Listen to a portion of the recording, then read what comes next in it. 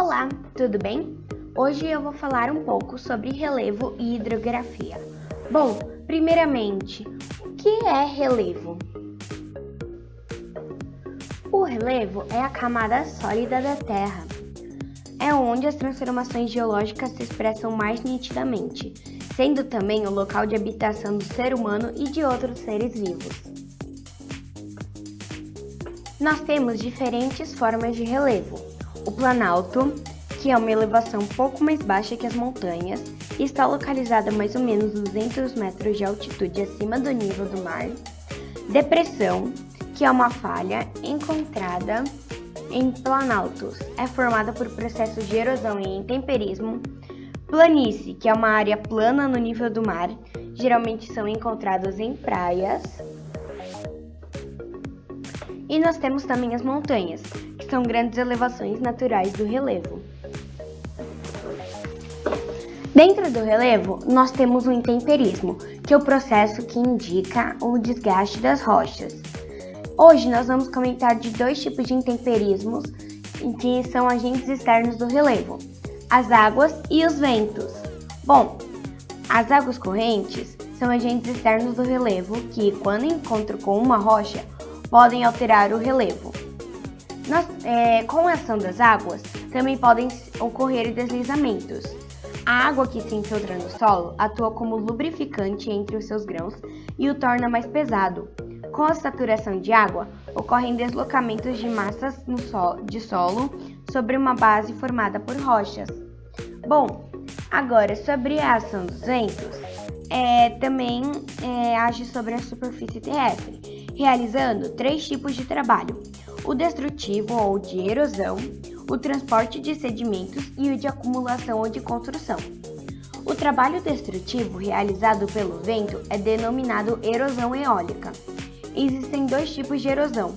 A corrosão consiste no impacto de partículas de areia ou de detritos transportados pelo vento contra a superfície das rochas, provocando seu desgaste, processo que leva milhões de anos.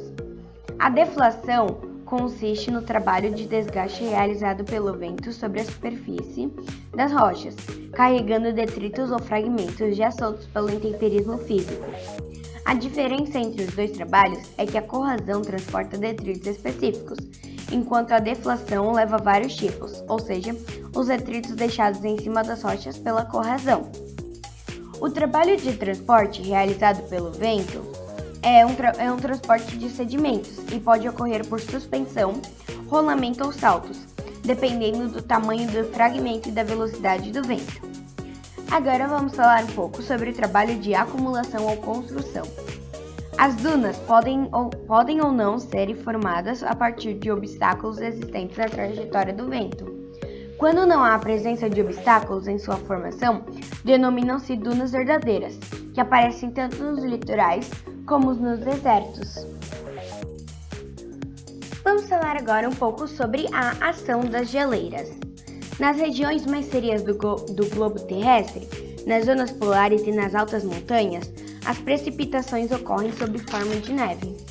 O acúmulo de neve nessas regiões dá origem a massas sólidas de gelo, as geleiras, também chamadas de glaciares.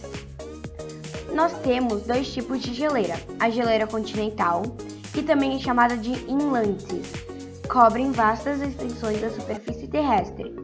É o caso das geleiras da Antártida e da Groenlândia. A geleira de montanha, chamada também de geleira de vale ou alpina, ocorre nas altas montanhas, onde há a formação de neves eternas. Se formam quando a neve, ao cair, acumula-se em grandes cavidades, chamadas cercos glaciares. Dentro do contexto das geleiras, nós temos a erosão glacial, que é realizada pelas geleiras, e entre os trabalhos de erosão realizados pelas geleiras continentais, destacam-se os fiordes, corredores estreitos e profundos em litorais de terras imersas elevados, encontrados principalmente na Noruega, Groenlândia, no Canadá e no sul do Chile. Os fiordes se formam durante as glaciações do período quaternário, quando as geleiras, ao se deslocarem, escavaram gargantas ou vales profundos em forma de U ao longo dos litorais, Com o derretimento da geleira, o nível do mar subiu, invadindo esses vales. A hidrografia é o estudo do curso das águas. A hidrografia brasileira possui um extenso recurso hídrico, considerado um dos maiores do planeta. Aqui no Brasil, a hidrografia brasileira compõe 15% do total de água doce do mundo. Cada rio ou curso d'água possui uma característica que o diferencia de outro. Essa característica pode ter sido produzida a partir da água, do intemperismo, da ação de algum ser vivo contra a rocha ou até mesmo do ser humano. No Brasil, a hidrografia está dividida em 12 regiões, chamadas de bacias. Esse foi o meu resumo de relevo e hidrografia. Espero que você tenha gostado. Muitos beijos e tchau!